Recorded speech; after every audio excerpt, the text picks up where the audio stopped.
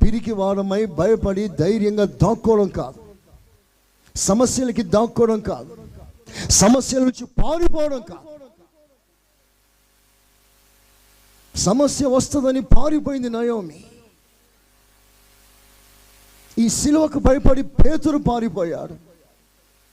దేవుని చిత్తం నెరవేర్చకుండా కష్టం వస్తుందేమోనని యోనా పారిపోయాడు.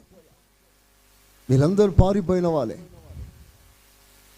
ఒకరోజు దావీదు అంటాడు, నేను పక్షిలా రెక్కలు కట్టుకుంటే ఈ కష్టాల నుంచి పారిపోయి సురక్షితమైన స్థలంలో ఉండగోరుచున్నాను అన్నాడు.